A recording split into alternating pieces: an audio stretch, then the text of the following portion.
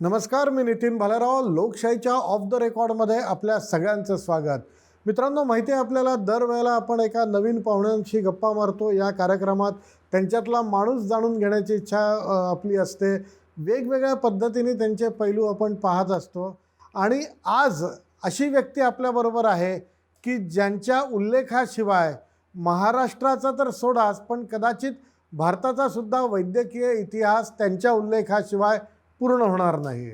आज आपल्याबरोबर आहेत ज्येष्ठ नेत्रशल्य चिकित्सक आणि पद्मश्री डॉक्टर तात्याराव लहाने. सर, आपलं खूप खूप स्वागत आहे. डॉक्टर, सर्वप्रथम सध्याचा जो कोरोनाचा हा इश्यू आहे, कोरोना काळात पहिल्या लाटेत तुमचं काम खूप मोठं होतं. काय वाटतं, ह्या पहिल्या लाटेमध्ये आणि दुसऱ्या लाटेमध्ये काय फरक तुम्ही पाहता? नाही, आपण आता जे बघतो आहे ना, की यामध्ये पहिली लाट जेव्हा आपली आली होती, तर तेव्हा जी संख्या होती, आपण पाहिलं की 25,000 रोजचे रुग्ण इतक्यापर्यंत ती सीमित झाली होती. पण आज आपण पाहतो की 40,000पर्यंत ही संख्या जाताना दिसत आहे.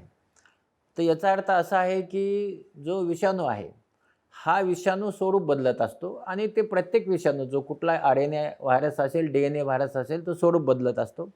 आणि मला असं वाटतं की याचं संक्रमण करण्याची जी शक्ती आहे, ती थोडी वाढलेली असावी. पूर्वीचा विषाणू एका माणसापासून 3-4 लोकांना लागण होत असे. आता 10 किंवा जास्त लोकांना लागण होत आहे. आणि त्यामुळे कुटुंब जे आहेत, ते कुटुंब हे पॉझिटिव्ह येताना याच्यामध्ये दिसत आहेत. हो, पण मग ही जी दुसरी लाट येऊ शकते किंवा ती अशा पद्धतीने भयावह असेल किंवा तिच्यात पॉझिटिव्ह लोकांची संख्या जास्त असेल, हे याचं प्रेडिक्शन करायला आपण कमी पडलो कुठे? नाही, आपण दुसरी लाट येणार, आपण त्याचा विचार करत असताना 26 जानेवारी ते 26 फेब्रुवारीच्या दरम्यान ते दुसरी लाट येणार. पण दुसरी लाट किती मोठ्या प्रमाणावर येते? कारण आपण स्पॅनिश फ्लू जेव्हा पाहिला, तर तेव्हा 3 लाट एकदम आल्या होत्या आणि दुसरी लाट ही जास्त तीव्र स्वरूपाची होती. आणि म्हणून दुसरी लाट ही येणार आहे, ती तीव्र राहील, सौम्य राहील, हे ऑर्गॅनिझम, तो विषाणू कसा करतो त्याच्यावर अवलंबून आहे. पण आपण कुठेही कमी पडलेलो नाही. आपण कमी पडलो असतो तर आपले जे काही आपण रुग्णालय बनवले किंवा ICU बनवले, आपली मॅनपॉवर लावली, हे आपण कमी केलं असतं. त्यामुळे ही आपण अशीच जी आरोग्याची जी काही सोयीसुविधा आहेत, अशाच ठेवल्या होत्या. कारण पुढे ही लाट येणार, याचं प्रिडिक्शन करण्यात आलं होतं. आता आल्यानंतर आपण बघतो की संख्या वाढली आहे. मग आता ही लाट कशी जाणार? याच्यात एक गोष्ट चांगली अशी आहे की ही जी संख्या जरी वाढत असली, तर यामध्ये 80% लोकांना जो आहे ते चिन्ह लक्षणं नाही आहेत किंवा खूप कमी आहेत.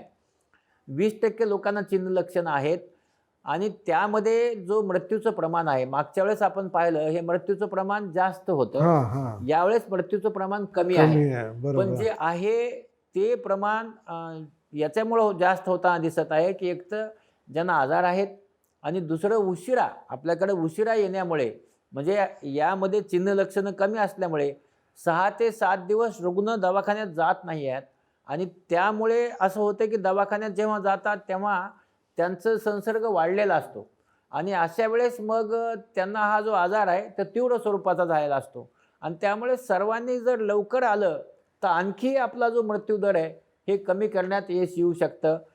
जो दर आज कमीच आहे, पण जो आहे तोही उशिरा येण्यामुळे जो आहे, असे जवळपास 30% लोकांचा मृत्यू उशिरा येण्यामुळे होताना दिसत आहे. पण एकूण आपण पाहिलं डॉक्टर, की ज्यावेळेला पहिल्यांदा कोविड आला, त्यावेळेला सगळेच जण अननोन होते किंवा कोणालाच याबद्दल फारशी कल्पना नव्हती. नंतर आता दुसरी लाट येईपर्यंत त्याच्यावरची व्हॅक्सिनही आपल्याकडे होती.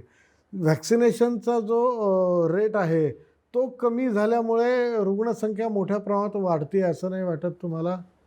हे बघा, आता कसं आहे की व्हॅक्सिनचा जो रोल आहे त्याच्याबद्दल सांगणं गरजेचं आहे. व्हॅक्सिन जेव्हा आपण घेतो, ते व्हॅक्सिनमुळे संसर्ग होणे बंद होत नाही.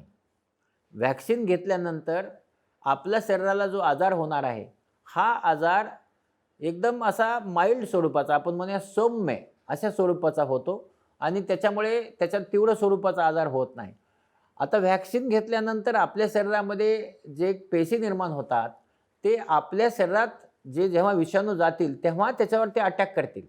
म्हणून ते विषाणू आपल्या शरीरात जाणार नाहीत असं होऊ शकत नाही. हां. आणि त्यामुळं व्हॅक्सिन देण्यात आपण कमी नाही पडलो, जितकं व्हॅक्सिन आपलं अवेलेबल झालं. इव्हाना आपण असं सांगूया की महाराष्ट्र हा देशामध्ये नंबर 1 आहे, ज्याच्यात सर्वात जास्त व्हॅक्सिनेशन झालेलं आहे. अच्छा. आणि म्हणून आपण व्हॅक्सिनमध्ये भारतात पहिल्या क्रमांकावर आहोत. त्यामुळे आपण व्हॅक्सिन दिलेलं आहे. सर्वांनी व्हॅक्सिन घेता येईल लोकं. पण कसं आहे की व्हॅक्सिन आणि आजार ह्या दोन्हीची सांगड न घालता व्हॅक्सिन वेगळी आणि आजार वेगळा. व्हॅक्सिन घेतलं तरी आजार होणार आहे. फक्त ओके. तो तीव्र स्वरूपाचा होत नाही आणि आपलं तेच करायचं आहे. मृत्यूदर कमी करण्यासाठी, व्हेंटिलेटरवर पेशंट जाऊ नये याच्यासाठी व्हॅक्सिनची गरज आहे.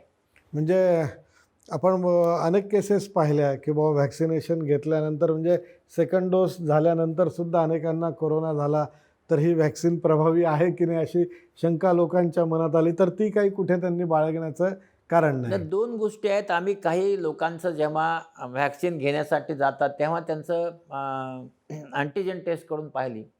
तर त्याच्यात घेण्यापूर्वीच काही लोकं पॉझिटिव्ह होते आणि ओके. मग घेतल्यानंतर ते डिटेक्ट झाले. Okay, okay, okay. त्यामुळे तेही गोष्ट असू शकते. पण त्याच्यात त्याचं असं म्हणणं नाही की घेतल्यानंतर होत नाही.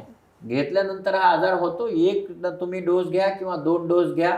तुम्ही किती जरी डोस घेतले, तर त्याच्यानंतर तो आजार होणारच आहे. फक्त एकच आहे की त्याचं स्वरूप बदललेलं असेल आणि त्याची आपल्याला गरज आहे. हां. डॉक्टर अजूनही म्हणजे अगदी आपले पंतप्रधान झालं, मुख्यमंत्री झालं, या सगळ्यांनी जाहीररित्या ही लस घेतली आहे. लोकांच्या मनातला जी भीती होती किंवा काही शंका असतील त्या दूर करायचा प्रयत्न केला होता. परंतु तरीही अजून मोठ्या प्रमाणामध्ये मध्यम वर्ग किंवा मध्यमवयीन लोकं हे व्हॅक्सिनेशन करता बाहेर पडलेत किंवा व्हॅक्सिनेशन करता त्यांनी नोंदणी केली असं दिसत नाही आहे. काय कारण असावं लोकांच्या मनात व्हॅक्सिनेशनच्या भीती? नाही, लोकांच्या मनामध्ये व्हॅक्सिनेशनचं एक आहे की ज्यांना आजार होऊन गेला आहे, तर त्यांना असं वाटतं की मला आजार झाला आहे, आता मला व्हॅक्सिन घ्यायची गरज नाही. कारण मला अँटीबॉडी आहे. असा म्हणणारा काही वर्ग आहे. त्याच्यामुळे तो वर्ग येऊन व्हॅक्सिन घ्यायला तयार नाही. दुसरा असा काही वर्ग आहे की या व्हॅक्सिनचं काही दुष्परिणाम आहेत का? असा विचार करणारा काही वर्ग आहे. पण आता कसं आहे की याचे अतिशय चांगले ट्रायल झाले आहेत आणि त्याच्यानंतर हे सिद्ध झालं आहे की या व्हॅक्सिनचे कुठलेही दुष्परिणाम नाही आहेत. आणि आता आपण पाहतो आहे की सुरुवातीच्या काळामध्ये थोडंसं व्हॅक्सिन हेजिटन्स येत नव्हतं. पण आता मात्र लोक येताना दिसत आहेत आणि म्हणून व्हॅक्सिन घेताना दिसत आहेत. सुरुवातीला जे आरोग्य कर्मचारी आहेत ते कमी घेत होते. पण आता 70 ते 90% आरोग्य कर्मचाऱ्यांनी हे व्हॅक्सिन घेतलं आहे आणि म्हणून हळूहळू व्हॅक्सिन घेण्याकडे लोकांचा कल वाढताना दिसत आहे. पण मग आता आपण म्हणतो की कोरोनाचे जे नवीन म्युटंट येत आहेत, नवीन स्ट्रेन्स येत आहेत की साऊथ आफ्रिकन स्ट्रेन किंवा ब्राझिलियन किंवा UK, हे काय प्रकरण असतं? हां, तर यामध्ये कसं आहे की हा RNA व्हायरस आहे. RNA व्हायरस असल्यामुळं या RNA व्हायरसला प्रोटीन्स असतात. तर हे RNA व्हायरसचे प्रोटीन्स जे आहेत, तर हे त्याच्यामध्ये म्युटेशन होऊन तर त्याचं स्वरूप बदललं जातं. मग आता स्वरूप बदललं जातं म्हणजे काय होतं? तर तो आपण असं म्हटलं की आता इंग्लंडमध्ये किंवा दक्षिण आफ्रिका किंवा ब्राझीलमध्ये याची इन्फेक्टिव्हिटी म्हणजे संसर्ग होण्याची शक्ती वाढलेली आहे. बरोबर आहे. म्हणजे ही जवळपास 70% लोकांना ते आजार पसरू शकतं असं आपण ऐकलं. मग आपण भारतामध्ये काय किंवा महाराष्ट्रामध्ये काय आहे? तर आपल्याकडे हे स्ट्रेन आलेले याची म्युटेशन आपल्याकडे होताना दिसत आहे. पण सामान्य जनतेपर्यंत आणखी हे पोहोचलेलं नाही. पण आपल्याकडचा जो जुना स्ट्रेन होता की 614, तर या स्ट्रेनचं म्युटेशन होऊन आपल्याकडे काही नवीन स्ट्रेन तयार झालेले आहेत की जे स्ट्रेन याची संसर्गता जास्त आहे ओके. आणि ती संसर्गता जास्त असल्यामुळे रुग्णसंख्या वाढताना दिसत आहे. त्यामुळे पण हे व्हायरस जो आहे, ह्या व्हायरसचा हा गुणधर्म आहे. तो प्रत्येक 3 महिन्यांनी प्रत्येक असं महिन्यापर्यंत पण त्याचं स्वरूप तो बदलू शकतो. आणि म्हणून आपण पाहतो इन्फ्लुएन्झा नावाचं जे आपण व्हॅक्सिन घेतो ते इन्फ्लुएन्झा. दरवर्षी घ्यावं लागतं. कारण गतवर्षी घेतलेला इन्फ्लुएन्झा जो आहे व्हायरस, तो पुढच्या वर्षी त्यांनी स्वरूप बदललेलं असतं.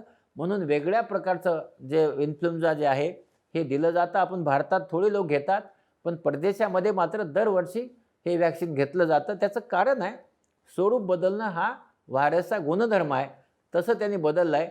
ते आपल्या एका गोष्टीच आपण पाहतो की संख्या खूप वाढली आहे, पण त्याच्यामध्ये 80% लोकांना फार मोठा आजार होताना दिसत नाही आहे.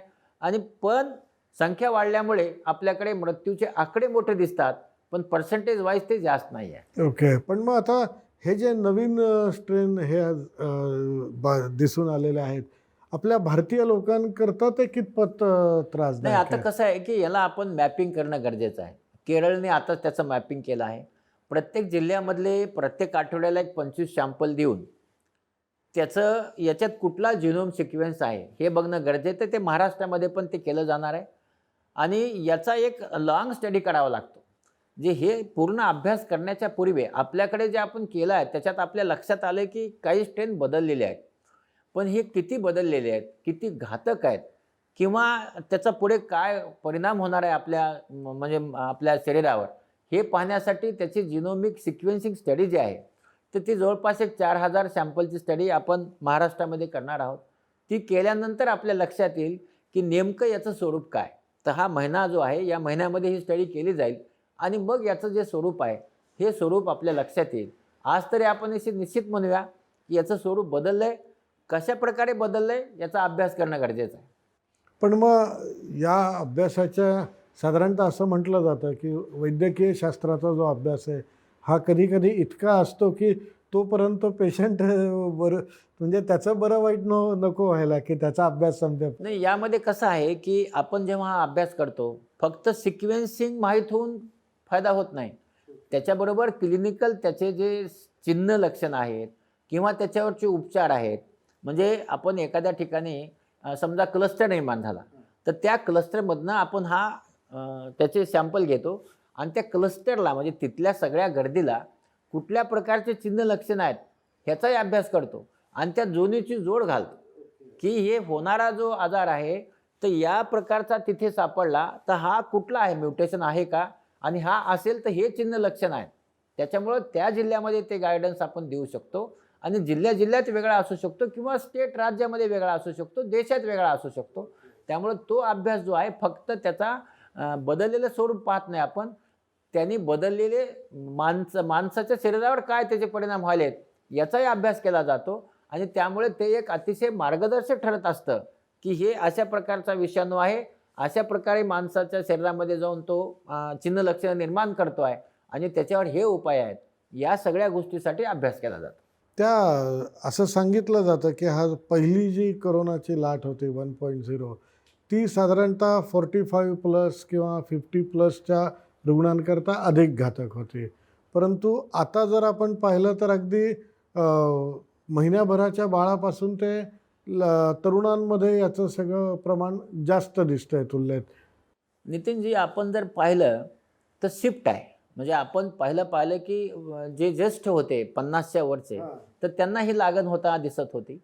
आता आपण जे पाहतो आहे ते 20 ते 40 वर्षामधली जी ही आहेत लोकसंख्या आहे, तर जी कामाला जातात, बाहेर पडतात, या सगळ्या लोकांच्यामध्ये याचं संसर्ग होताना जास्त दिसत आहे. म्हणजे शिफ्ट आहे. म्हणजे आपण जर पाहिलं की पर्सेंटेज वाईज पाहिलं तर 20 ते 40 वर्षामध्ये याची लागण जास्त होताना दिसत आहे.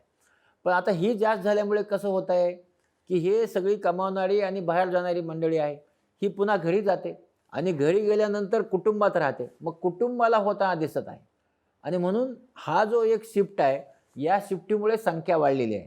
कारण आता कसं आहे की मधल्या काळामध्ये हा आजार कमी झाल्यामुळे बाहेर गेल्यानंतर आपण गेली 100 वर्षापासून असं मास्क वगैरे किंवा असे आजार पाहिले नाही आहेत.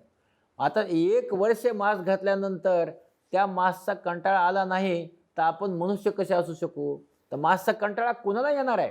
तर तो कंटाळा आल्यामुळे मग ते मास्क घालत नाही. मग बसल्यानंतर एकत्र चहा, बसल्यानंतर एकत्र जेवण, त्यावेळेस आपला मास्क काढलेला आहे आणि म्हणून हा संसर्ग होत चाललेला आहे. तो झाल्यानंतर तो घरी चालला आहे, कुटुंबाला होतो, मग कुटुंबच पॉझिटिव्ह येत आहे. तर यामुळे ही संख्या वाढत चाललेली आहे. पण नक्कीच शिफ्ट झालेली आहे. वृद्धाकडून म्हणजे तरुणामध्ये हे आजार होताना दिसत आहे. पण तुमचं एक म्हणणं बरोबर आहे की ही मंडळी शक्यतो कामाकरता बाहेर जातात. पण अशा वेळेला ते जर बाहेर गेले नाही कामाकरता तर खायचं काय त्यांच्या कुटुंबियांनी? म्हणजे कोरोना पॉझिटिव्ह व्हायचं का घरात बसून शांत राहायचं, एवढाच ऑप्शन लोकांना नाही, या घरात बसून राहायची गरज नाही आहे. हे बघा, बाहेर जाऊन काम करत असतानाही काम करणं गरजेचं आहे, गेलंच पाहिजे. पण काम करत असताना मास्क काढू नका ना. मुख्य कसं आहे की सवय करा, एकट्याने चहा प्यायची, एकट्याने जेवायची.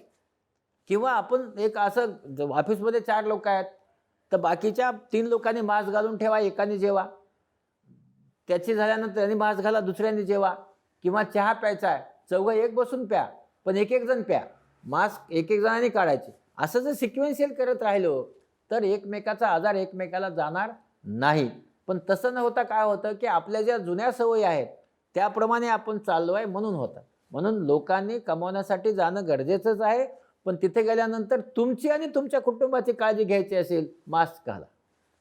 पण या सगळ्या ह्याच्यात आता ही जी दुसरी लाट आहे, हिच्यात खूप मोठ्या प्रमाणात मृत्यूदर वाढणार, 3 लाख लोकांना याची लागण होणार, असे काही आकडे, काही अंदाज तज्ज्ञांचे पुढे येतात. कितपत आहे? सामान्य माणूस घाबरून जातो नाही, हे सगळं आपण ऐकून. मागच्या वेळेस पाहिलं की जेव्हा मार्चमध्ये ही लाट आली तेव्हाच असं सांगितलं होतं की एप्रिल महिन्यामध्ये 2.5 लाख लोकांना त्याचा संसर्ग होईल.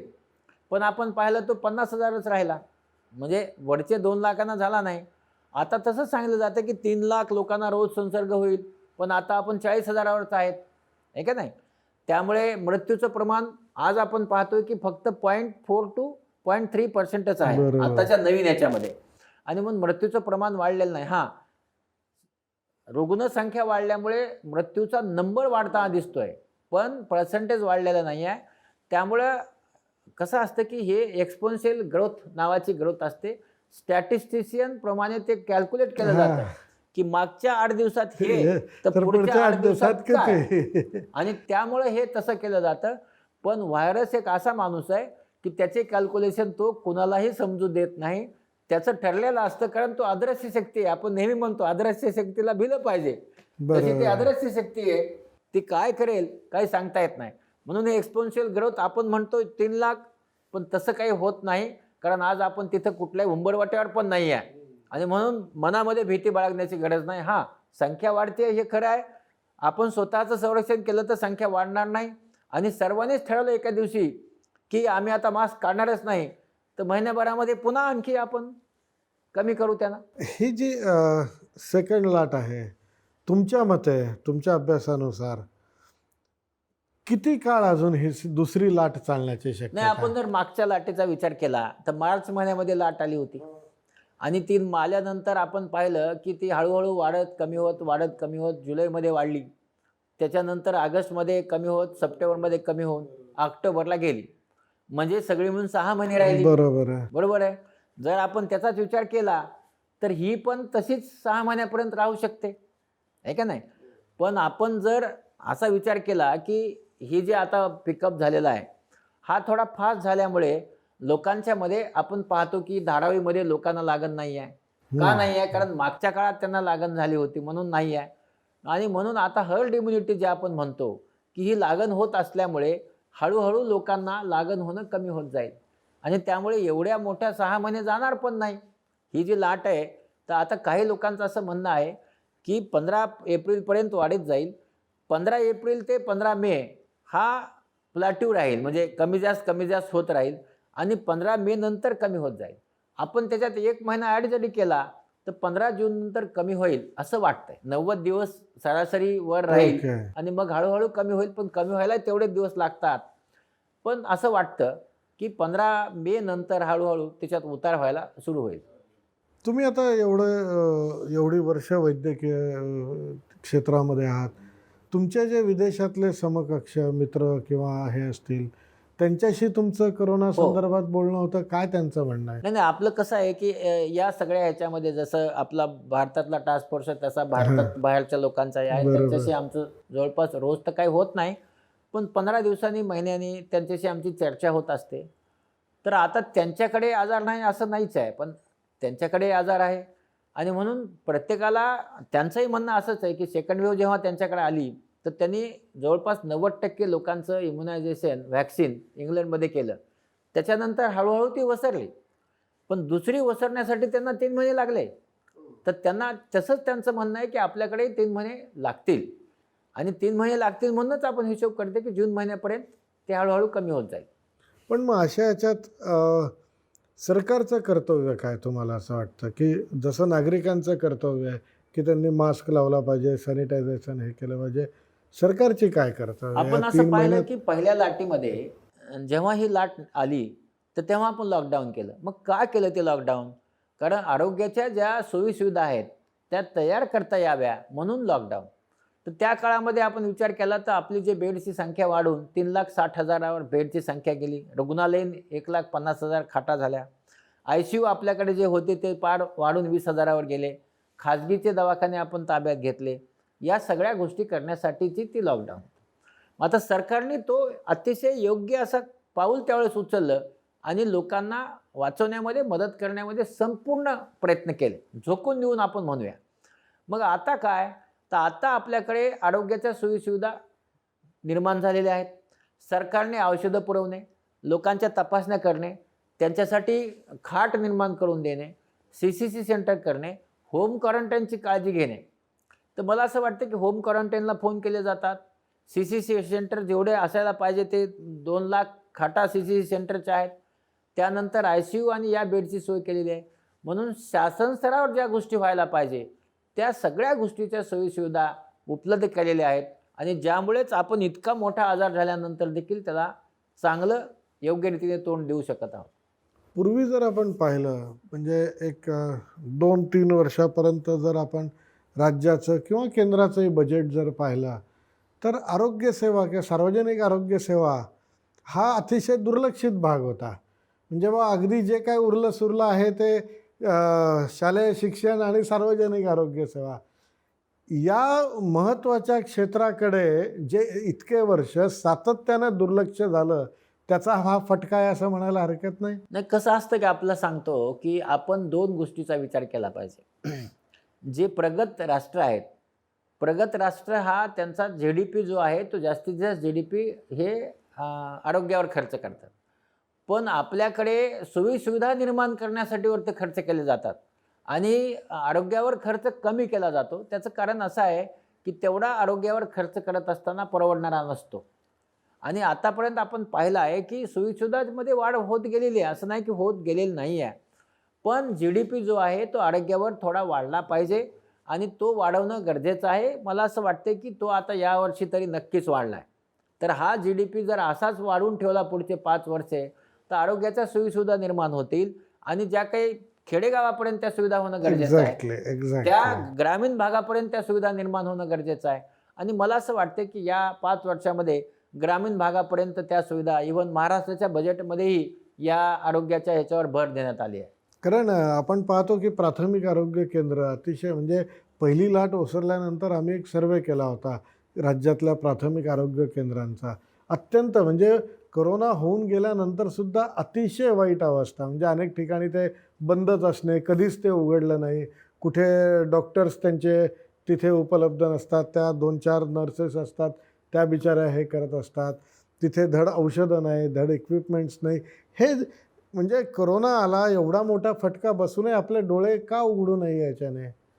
नाही कसं आहे की यामध्ये जेव्हा आपण कुठलंही करतो आरोग्यामध्ये, तर आरोग्यामध्ये काम करत असताना तितक्या प्रकारचे जे आपण असतो सोयीसुविधा करण्यासाठी तसं बजेट मिळणं गरजेचं असतं. तर आपल्याकडे जे बजेट मिळतं त्यामध्ये बांधकामाला बजेट मिळालं आहे, पण माणसं तिथं नाही आहेत. तेच म्हणतो ना, हॉस्पिटल बांधलं किंवा प्राथमिक आरोग्य केंद्र बांधलं, पण तिथे बेड्स नाहीत किंवा तिथे औषधं नाही, तिथे पेशंटकरता साधी खुर्ची नाही, त्याच्या नातेवाईकांकरता बाग नाही. नुसती एक 4 भिंती उभारणं म्हणजे औद्योगिक म्हणजे वैद्यकीय सुविधा निर्माण करणं. नाही म्हणूनच ह्या सुविधा निर्माण करणं गरजेचं आहे आता.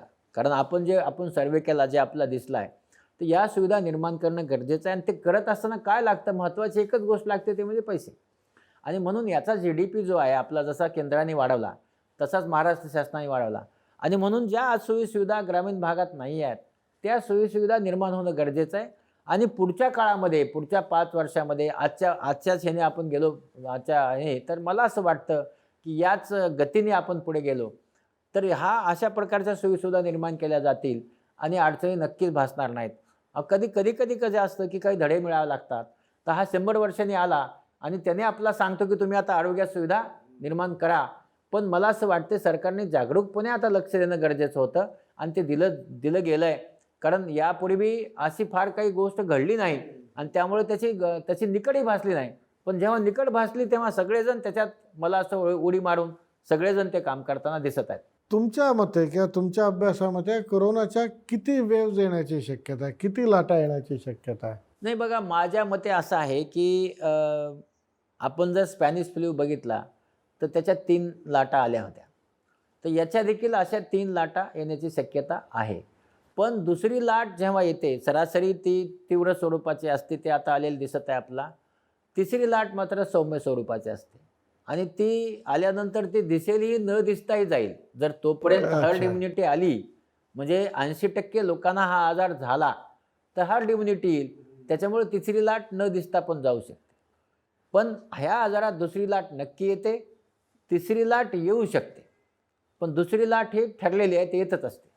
तुमचा हा जो टास्क फोर्स किंवा हे सगळे तुम्ही जे तज्ज्ञ लोक आहात, हे सेकंड वेव्ह करता कितपत प्रिपेअर होतात आणि ही जी सेकंड वेव्ह आहे ही आत्ता येईल असं तुम्हाला वाटत होतं का? हो. कसं आहे की याच्यासाठी आमचं सगळं प्रिपरेशन झालेलं होतं की ही सेकंड वेव्ह येणार हे जवळपास माहिती होतं. पण आता कधी आपण बाहेरचा अभ्यास जेव्हा करत होतो तर तेव्हा वेव्ह संपल्यानंतर जेव्हा 0 केसेस झाल्या इंग्लंडमध्ये त्याच्यानंतर 90व्या दिवशी लाट आली. आपल्याकडे देखील आपण तोच विचार करत होतो आणि म्हणून आपल्याकडे जेव्हा डिसेंबरमध्ये केसेस कमी झाल्या तर तेव्हा फेब्रुवारीच्या दरम्यान ती लाट येईल म्हणजे 26 जानेवारी नंतर असं अच्छा. चर्चेत पण तुम्ही ऐकलं असेल, ते आले होते. पण 26 जानेवारीच्या ऐवजी 16 फेब्रुवारी नंतर ती लाट आपल्याकडे आली. थोडेसे दिवस त्यांनी 20 दिवस जास्त घेतले. पण याच्यासाठी टास्क फोर्स म्हणा, शासन म्हणा किंवा हे सर्वजणच हे प्रिपेअर्ड होते सेकंड लाट येणार म्हणून आणि त्याच्यासाठी प्रिपेअर्ड असल्यामुळेच मला असं वाटतं की ह्याला म्हणजे आपण तोंड देणं शक्य झालं आहे. तुमच्या मते सर्वसामान्य माणसांनी आता ही दुसरी लाट झाली, पुन्हा येणारी संभाव्य तिसरी लाट, याकरता प्रिपेअर होण्याकरता काय केलं पाहिजे? सर्वसामान्य माणसाने एकच गोष्ट केली पाहिजे की आपलं माहिती आहे की आपल्याला या व्हायरसबरोबर राहायचं आहे. बरोबर आहे. तर व्हायरसबरोबर राहायचं म्हटल्यानंतर मग काय होतं की आपण जसं कपडे घालून आपल्या दवाखान्यात आपल्या म्हणजे बाहेर जातो. बरोबर आहे. मग आता तसं जसं आपण करतो तसं मास्क हा आपल्या एक कपड्याचा भाग ठरला पाहिजे. आपले जे काही शरीरावर कपडे असतात तो मास्क एक भाग ठरला पाहिजे. मास्क आपण घातला पाहिजे आणि मास्कवर राहायची सवय केली पाहिजे. आपण जपानमध्ये पाहिलं 80% लोक मास्क घालून राहतात. तर तशी आपण जर सवय केली तर मला असं वाटतं की लोकांना त्याची सवय होऊन जाईल आणि आजारी होणार नाही. पण मास्क ही मला असं वाटते की आपल्या रोजच्या वागण्याचा, घालण्याचा एक भाग बनला पाहिजे. तो बनला तर मला असं वाटते गर्दी टाळणे किंवा आपले हात धुणे याच्या सवय झाल्या तर हळूहळू मला असं वाटते त्याच्याशी आपण खेळीमेळीने पण जाऊ आणि मग आजार होणारही नाही आणि आपलं असं वाटेल होता का करोना. म्हणजे त्याच्यासाठी आपला एक अविभाज्य घटक म्हणून जर याला आपण बघितलं तर फार अडचण येणार नाही. म्हणजे इंग्रजी चित्रपटात आपण पूर्वी पाहायचो किंवा परग्रहावरून काही आले, त्यांनी ते व्हायरस सोडले आणि मग सगळे लोक रेनकोट म्हणा किंवा तत्सम, तसं आता हे मास्क जे आहे हे आपल्याला पुढच्या आयुष्यात आपल्याला कॅरी करायचा आहे. तो पार्ट अँड पार्सल आपल्या लाईफचा झाला आहे असं म्हणायला हरकत नाही. हां, मास्क कसं आहे की पुढचं आयुष्य म्हणायची गरज नाही. मला असं वाटतं की 2022च्या काही महिन्यापर्यंत हा आजार आपल्यातनं निघून जाईल किंवा एकदम कमी होऊन जाईल. पण थोडे दिवस तरी आपल्याला याच्याबरोबर राहायचं आहे. हे वर्ष तरी नक्कीच राहायचे त्याच्याबरोबर आणि म्हणून मास्कला अविभाज्य घटक करा. मास्कच्या बरोबर राहा आणि ठीक आहे म्हणजे तो आता एक अडचणीचा विषय आहे. मास्क घालायची आपल्याला सवय नाही आहे. पण मास्क घालणे आपल्यासाठी फायद्याचं आहे. म्हणून ते जर आपण घातला आणि तो एक अविभाज्य घटक केला आपला, अडचणी नक्कीच येणार नाहीत. मग मास्कची काळजी घ्या, तो आपली काळजी घेईल. मास्कबरोबर लोकांना बऱ्याच जणांनी पहिल्या लॉकडाऊनमध्ये काय काढे प्यायले, वाफ घ्या, अमुक एक काढा घेतलं की छान वाटतं. तसं ते त्याच्यात कितपत सत्यासत्यता असते? कसं काय असतं बघा, खाण्यापिण्याची काय काळजी घेतली त्याच्यात पाहिजे? एक गोष्ट निश्चित आहे की आपण आता जेव्हा बघतो की ज्यांना इम्युनिटी चांगली आहे, बरोबर, प्रतिकारशक्ती आपण हां, म्हणतो. हां. ज्यांना प्रतिकारशक्ती चांगली आहे अशांना आजार झाला तरी तो एकदम माइल्ड स्वरूपाचा झाला आहे. आणि म्हणून प्रतिकारशक्ती आपली वाढण्यासाठी काय घ्यावं, प्रत्येकाचं शरीर वेगळं आहे. पण एवढं निश्चित सांगेल की आपल्याला लागणारे प्रोटीन्स आहे ना, व्हिटॅमिन्स, हिरव्या भाज्या, या सगळ्यांचा पाणी, भरपूर पाणी, या सगळ्यांचा आपल्या आहारामध्ये अंतर्भूत केला पाहिजे. आणि तो आपण केला तर हळूहळू आपली प्रतिकारशक्ती वाढते. फक्त एकच आहे की काही ज्या चुकीच्या सवयी आहेत आपल्याकडे, त्या दारू पिणे आहे, तंबाखू खाणे आहे, या सगळ्या सवयी थोड्याशा टाळल्या पाहिजे. आणि आपला जे शरीराला देणारा, अन्न देणारा, म्हणून आपला प्रथिने खूप लागतात, प्रथिने घेणं गरजेचं आहे, विटॅमिन्स घेणं गरजेचं आहे. आणि ते मुबलक प्रमाणात ज्याच्यात मिळतात त्याच्यातनं ते आपण घेतले पाहिजे. काही जणांना एक शंका असते की ते सॅनिटायझरने हात खराब होतात किंवा त्याच्यावर हाताला दुष्परिणाम होतात. कितपत तथ्य आहे? तुम्ही तर वर्षानुवर्ष शस्त्रक्रियेच्या वेळेला वापरत कसं असता. आहे की आता बघा, गेली 40 वर्षे मी सॅनिटायझर लावतो, माझ्या हाताला काहीच झालं नाही आहे. मग कसं होतं की प्रत्येक गोष्टीमध्ये व्हॅक्सिन घेतल्यानंतर त्याच्यामुळं काहीतरी होऊन जातं, चर्चा होते. आणि आता माझ्याकडे असं आहे, मी डोळ्याचा डॉक्टर आहे, डोळा दिला की ते पुनर्जन्म मिळत नाही म्हणून डोळा द्यायचा नाही. आपल्याकडे ह्या ज्या सगळ्या अंधश्रद्धा आहेत त्याला आपण मूठपाटी दिली पाहिजे. आपल्याकडे सॅनिटायझर लावल्याने जर माझे 40 वर्षात हात खराब झाले नाही तर तुमचे 1 वर्षात कसे खराब होतील? सॅनिटायझरमुळे असं काही होत नाही. व्हॅक्सिनमुळे बाकी कुठल्याही शरीरावर कसलाही परिणाम होत नाही. आपण स्मॉल पॉक्स घेतलं ना, हां, आहे का नाही, आपण व्हॅक्सिन घेतलं, आपण पोलिओचं व्हॅक्सिन पोलिओचे घेतलं, घेतलंय. काय परिणाम झाला का? नाही झाला. आणि म्हणून आपण या सगळ्या गोष्टीला, जी चर्चा आहे ती आपण सोडून देऊया आणि जे खरं आहे विज्ञानाची कास धरूया. ती कास धरणं खूप गरजेचं आहे. ती जर आपण धरली तर या सगळ्या गोष्टीला आपण महत्त्व देणार नाही. हा जो सुपर स्प्रेडर एक घटक या सगळ्या याच्यात आहे, हा सुपर स्प्रेडर कसा ओळखायचा आणि त्याच्यावर काय बंधनं घातलं नाही पाहिजे? नाही, कसं आहे, सुपर स्प्रेडर म्हणजे कसा? एका ठिकाणाहून दुसरीकडे जाणारा, ओके. म्हणजे फिरणारा. सुपर स्प्रेडर म्हणजे कसा, की समजा आता आपण असं म्हणतो की कोणी आता फिरतोय बाबा, है ना, की 50 ठिकाणी तो जातो आहे, तर त्याला इन्फेक्शन असेल तर तो सुपर स्प्रेडर आहे का नाही? तर या सगळ्या लोकांना आपण मास्क घालून फिरणे आणि ते सुपर स्प्रेडर ओळखून त्यांच्यावर म्हणजे कसं बंधन आणता येईल हे आपण पाहिलं पाहिजे. आणि आपल्याला सुपर स्प्रेडर म्हणजे एक लहानशी गोष्ट आहे. हा काही व्हायरस घेऊन फिरणारा माणूस, त्याला सुपर स्प्रेडर बनायचं. पण मग तो ओळखायचा म्हणजे उदाहरणार्थ भाजीवाला की जो हां. ठिकठिकाणी जातो जातो, तो सुपर गाड्यावाला, स्प्रेडर. भाजीवाला, आहे ना, न्यूजपेपरवाला, जे माणसं प्रत्येक ठिकाणी जातात तर ते सुपर स्प्रेडर आहेत. ओके. हे होते डॉक्टर तात्याराव लहाने, पद्मश्री तात्याराव लहाने. अतिशय चांगली माहिती दिली आहे. आणि एक मात्र नक्की की कोरोनाची तिसरी पण लाट येणार आहे, तिच्याकरता सुद्धा आपल्याला तयार राहायचं आहे. परंतु मास्क आणि सॅनिटायझर आणि सोशल डिस्टन्सिंग या 3 गोष्टी जर पाळल्या तर कोरोना काय, अजून कुठला व्हायरस आला तर तोही तुमच्यावर अटॅक करू शकणार नाही, असं डॉक्टरांचं म्हणणं आहे. त्याच्यामुळे घरी राहा, शक्य तेवढं घरी राहा, शक्य तेवढं सोशल डिस्टन्सिंग पाळा, सॅनिटायझेशन हाताला नेहमी करत राहा आणि कोरोनापासून वाचत राहा. ऑफ द रेकॉर्डमध्ये आज आपण इथेच थांबतोय. कुठेही जाऊ नका, पाहत राहा लोकशाही न्यूज.